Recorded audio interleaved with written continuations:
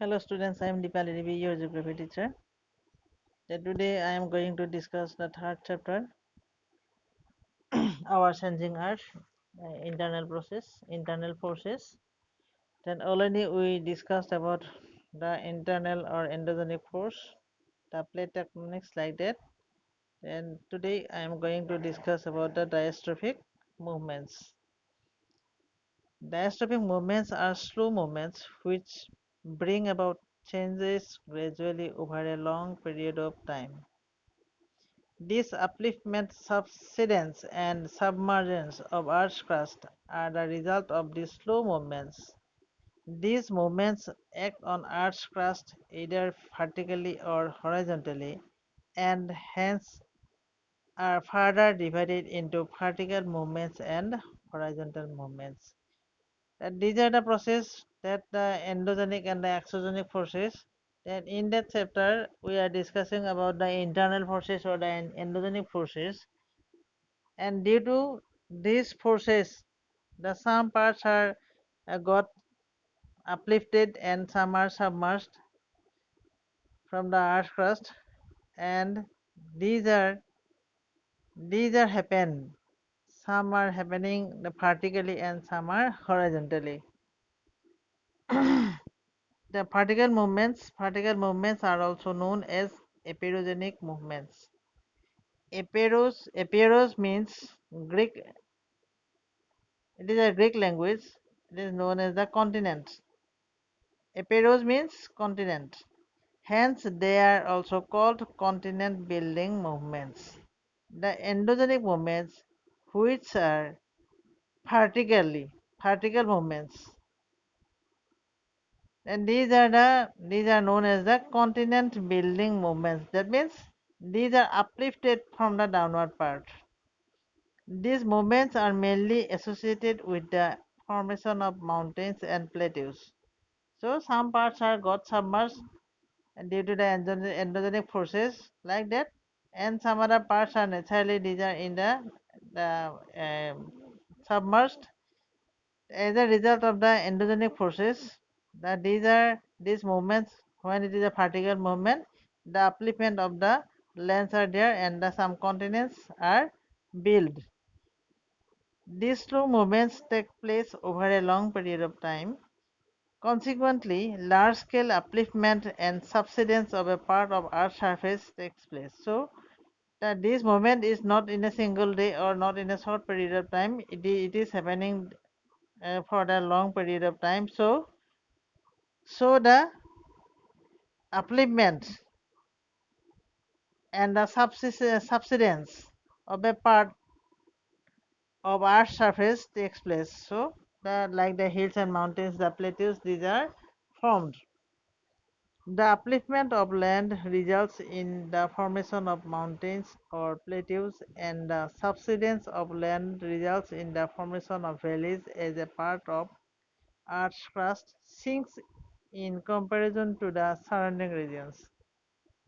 I repeat this line. The upliftment of land results in the formation of mountains or plateaus.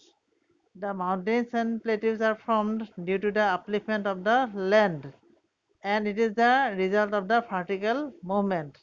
And subsidence of land results in the formation of a valley.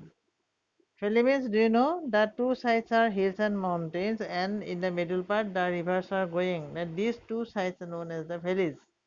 As a part of Earth's crust sinks in comparison to the surrounding regions.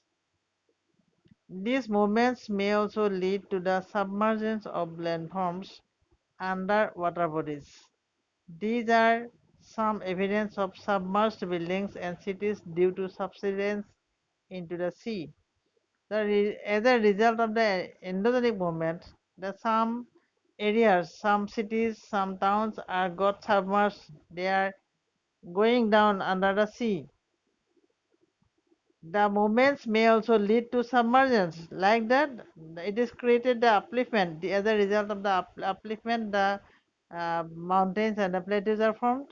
Like that, some of the places, some of the buildings, some areas, some landforms are got Submerged means go down into the water bodies. There are some evidence of submerged buildings and cities due to subsidence into the sea. One such example is submerged ancient city of Dwaraka in Gujarat, India. Then some parts of the Dwaraka is got submerged, then which is located in Gujarat from India. After that, we discussed just now about the vertical movements. Now we are going to discuss about the horizontal movements. Horizontal movements take place on Earth's crust due to compressional and tensional forces. Compressional and tensional forces, that means expanded and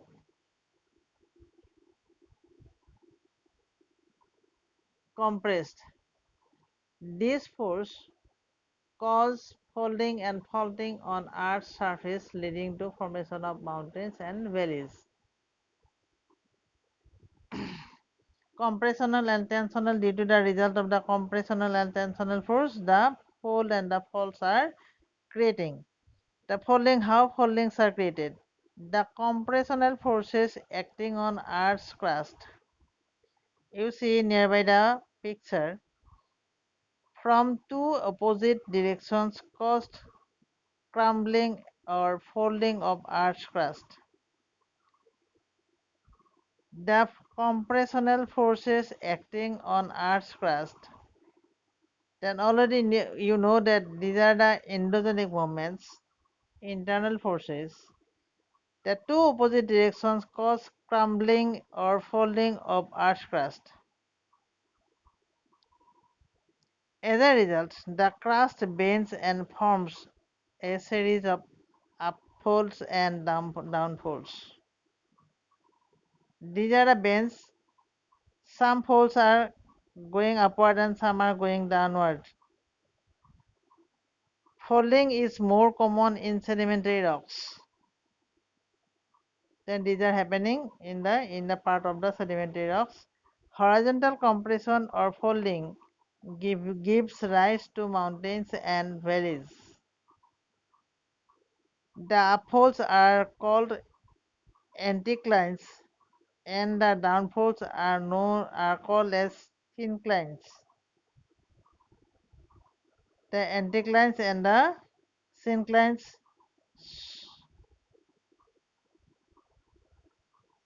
given in the picture. Generally, mountains are formed from anticlines and valleys are formed from synclines. Compressional forces have formed some of the highest mountains of the world. Compressional forces have formed some of the highest mountains of the world, like Himalayas, the Rockies, the Andes, the Alps, the Urals, the Aravallis, the Appalachians. These are the examples of the highest mountain of the world, and compressional forces created in this type of hills or mountains. After that, faulting, tensional forces work horizontally but in the opposite directions on the surface of the earth, resulting in fractures or cracks along lines of weakness. These cracks are known as faults. The displacement of some blocks of rocks in the upward direction and the others in the downward direction along such crack is called faulting. Faulting results in the formation or relief features like block mountains and the rift valleys.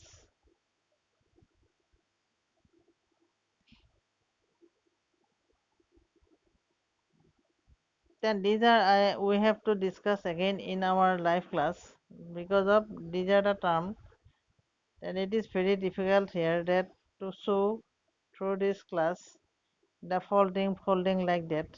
The tensional force, the faulting is tensional forces work horizontally but in the opposite directions on the surface of the earth, resulting in fractures or cracks along lines of weakness. These cracks are known as faults. The displacement of some blocks of rocks in the upward direction and of others in the downward direction along such a crack is called faulting. Faulting results in the formation of relief features like block mountains and reef valleys. These are the block mountains, reef valleys, faults like that.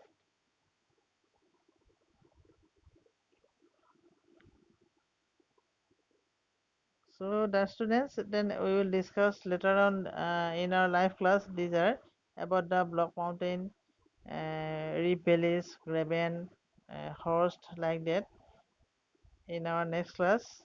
And about the volcanoes that we will discuss in our next class. Volcanoes, earthquake, these are. So let's stop today. Thank you all.